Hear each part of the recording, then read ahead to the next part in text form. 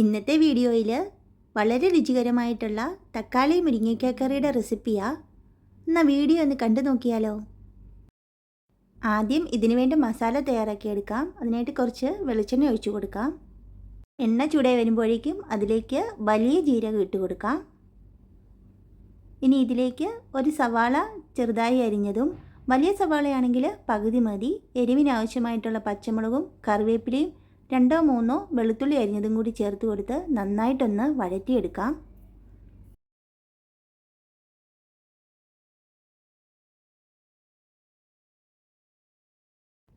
ഇനി ഇതിലേക്ക് മല്ലിപ്പൊടി, ഗരം മസാല, മുളക് പൊടി, ആവശ്യത്തിന് മഞ്ഞൾപ്പൊടി എന്നിവ ഇട്ട് കൊടുക്കാം.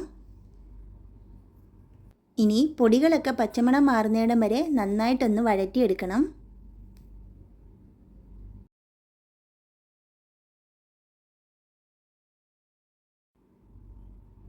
ഇനി കഷ്ണങ്ങളാക്കി വെച്ചിരിക്കുന്ന തക്കാളിയും മുരിങ്ങയ്ക്കായും ചേർത്ത് കൊടുക്കാം. ഞാനിവിടെ എടുത്തിരിക്കുന്നത് 3 നന്നായിട്ട് പഴുത്ത തക്കാളിയും 4 മുരിങ്ങയ്ക്കായുമാണ്. ഇനി ഇതിലേക്ക് പാകത്തിന് ഉപ്പ് ചേർത്ത് കൊടുക്കാം. മസാലയൊക്കെ കഷ്ണങ്ങളിലേക്ക് നന്നായിട്ട് ചേർത്ത് ഇളക്കി കൊടുക്കണം.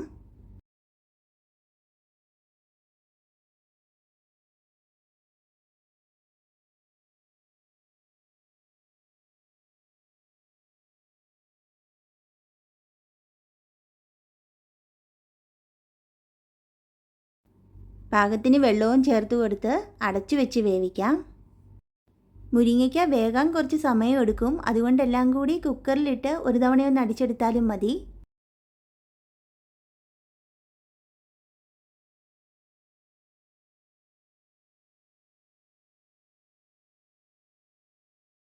മുരിങ്ങയ്ക്കയും തക്കാളിയൊക്കെ നന്നായിട്ട് വെന്തിട്ടുണ്ട്. ഇനി ഇതിലേക്ക് തേങ്ങ അരച്ചത് ചേർത്ത് കൊടുക്കാം. ഞാൻ അരമുറി തേങ്ങയാണ് ഇതിനായിട്ട് എടുത്തിരിക്കുന്നത്. ഇത് തേങ്ങ തന്നെ അരച്ചെടുത്തതാണ്. ഇതിലേക്ക് വേറെ ഒന്നും ചേർത്തിട്ടില്ല. അരപ്പ് ചേർത്ത് ഇളക്കിയ ശേഷം ഒരു 2 മിനിറ്റ് ചെറിയ തീയിലൊന്ന് തിളപ്പിച്ചെടുക്കണം.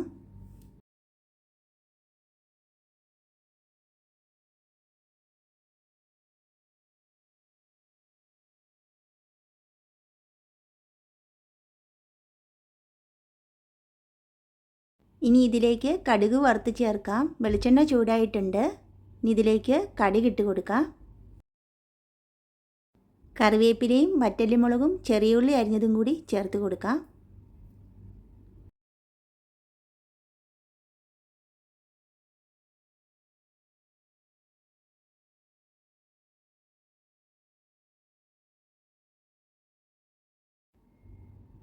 ഒരു 5 മിനിറ്റ് മൂടി വെച്ച ശേഷം ഇളക്കിയെടുക്കാം.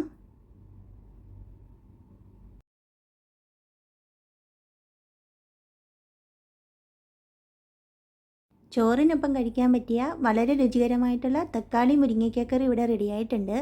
അപ്പോൾ റെസിപ്പി ഇഷ്ടപ്പെട്ടാൽ എല്ലാവരും ഒന്ന് ട്രൈ ചെയ്ത് നോക്കണേ.